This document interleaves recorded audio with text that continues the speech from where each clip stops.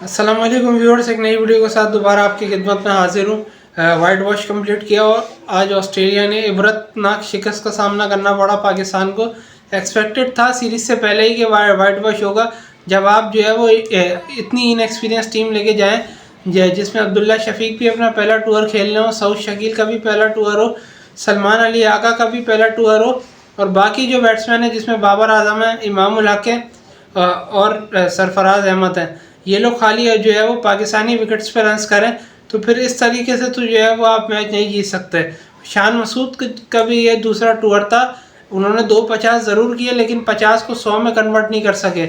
Bowling की अगर मैं बात करूं तो बॉलिंग में मीर हमज़ा, खुर्रम शहजाद और आमिर जमाल, जो फाइंड इस सीरीज़ की थी वो आमिर जमाल थी। जिस तरह उन्होंने इम्पैक्ट डाला, 2 दफ़ा उन्होंने 5 विकेटें ली।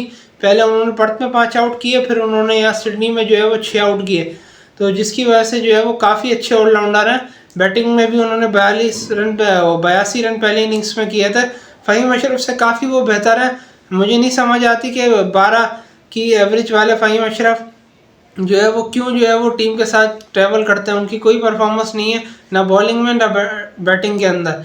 तो एक हमें अच्छा ऑलराउंडर मिला है, उसका हमें एहतियात से इस्तेमाल करना है। मुझे जो तशवीश है वो 2 प्लेयर की फ़िटनेस पे, एक बाबर आजम और दूसरा शाहीन शाह अफरीदी। शाहीन की फ़िटनेस जो है वो काफ़ी डाउन हुई है, जिसकी वजह से जो है वो उन्होंने उनका वर्कलोड मैनेज करने के लिए तीसरे टेस्ट से रेस्ट दिया। मुझे नहीं समझ आई कि T20 को इतनी इंपॉर्टेंस क्यों दी जा रही है बनिस्बत टेस्ट के। आपको पूरे साल में इतने कम टेस्ट मैचेस मिलते हैं, अगर आप टेस्ट मैचेस से ही रेस्ट ले लेंगे तो फिर जो है वो आप बड़े बॉलर तो नहीं हुए ना, आप जो है वो सिर्फ T20 के बॉलर हुए। उसी में जो है आपका फोकस है, टेस्ट क्रिकेट पे आपका फोकस नहीं है। आपको तीसरा टेस्ट मैच भी खेलना चाहिए था, बिकॉज कि टेस्ट मैचेस जो है वो वैसे ही आपको बहुत कम मिलते हैं और आप जो है वो बड़े बनते ही टेस्ट क्रिकेट से हो, T20 क्रिकेट से आप बड़े नहीं बनते।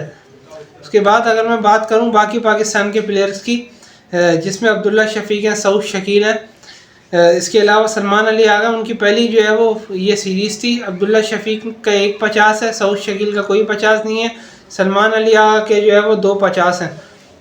तो इन लोगों को मैं हमेशा से बात करता हूँ कि ए टीम का टूर जब भी हो तो आप इन प्लेयर्स को अपने उनके साथ भेजें।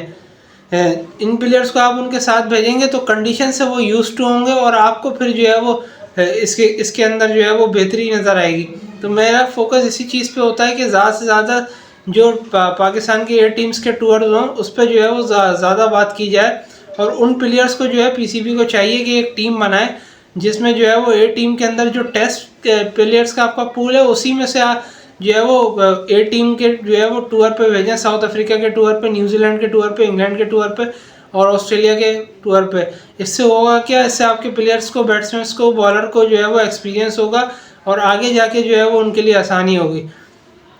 तो पाकिस्तान की जो है वो परफॉर्मेंस अच्छी नहीं रही तीनों टेस्ट मैच में। दूसरा टेस्ट मैच आप जीत सकते थे, 318 रन कोई इतना मुश्किल नहीं था।